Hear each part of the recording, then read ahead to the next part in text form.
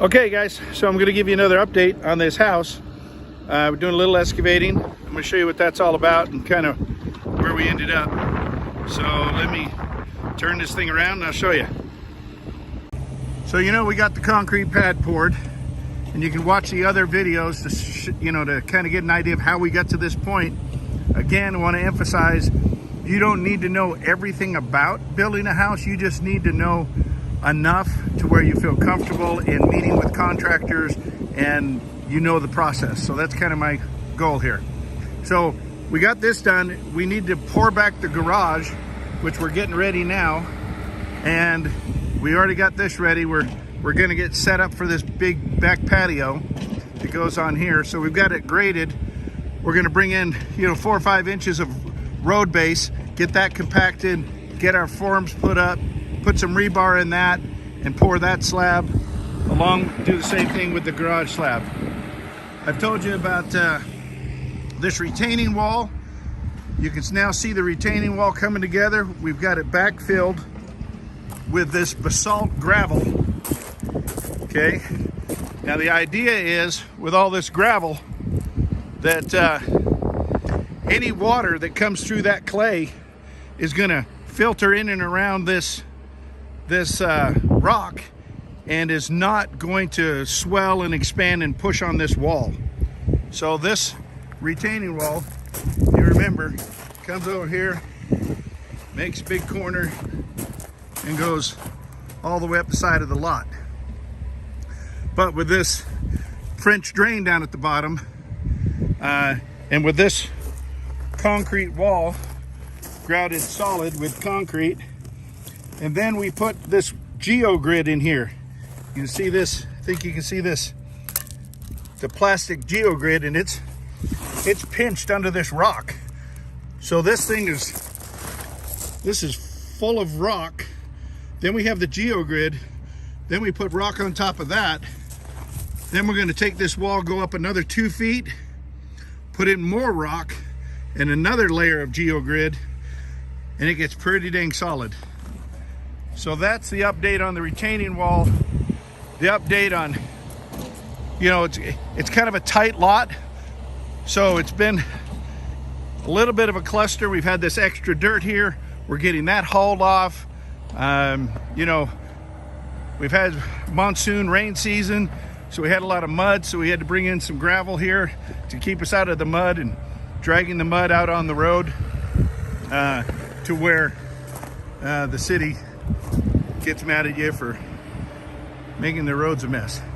Anyway, so it's kind of where we're at today, getting these, what's called a pour back, getting these pour backs done. And then we've already ordered a lumber package. I shared with you last time, the trusses are laying out there in the road. So we'll get some walls framed up, get some trusses going, and start framing this house. Okay, thanks guys, that's a little update. Okay, I decided to add one more thing here. What I want to show you, as Neil's doing his artistry here, we're getting this ready.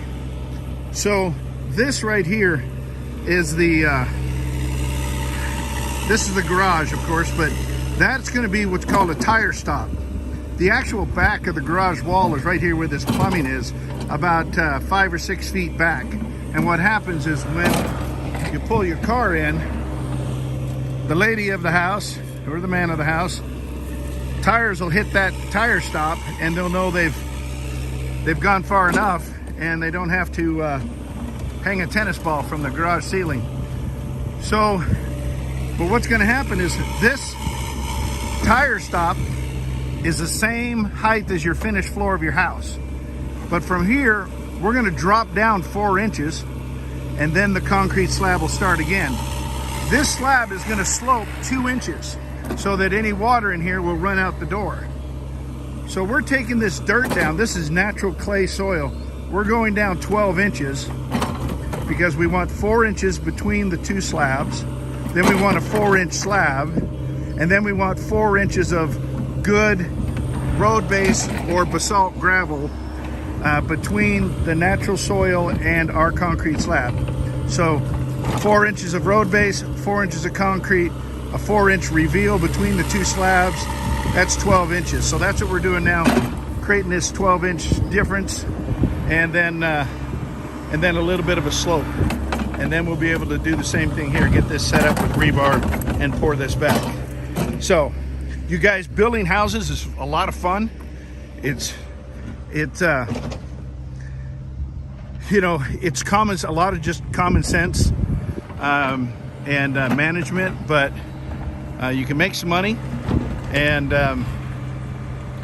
it really is, you can hire people in your local area to do every one of these phases. I don't know, you know, to be a general contractor, that's a license deal, but the one thing that doesn't take a license is to be a real estate developer. You can develop real estate and there's no license for that. That's just an entrepreneur that's got a good idea, has looked around, found a piece of property that's awesome, made a determination of what highest and best use for that piece of property is, and then goes to work, whether it's a strip mall, whether it's a subdivision, if it's residential, a set of apartments or fourplex. So there's a lot of things that can happen developing real estate, and have a lot of fun doing it. But again, you don't need to know everything about it. You just need to have the basic idea and the basic steps. And again, anybody has any questions or comments, or put your questions in the comment section of this video, or find me on Twitter, and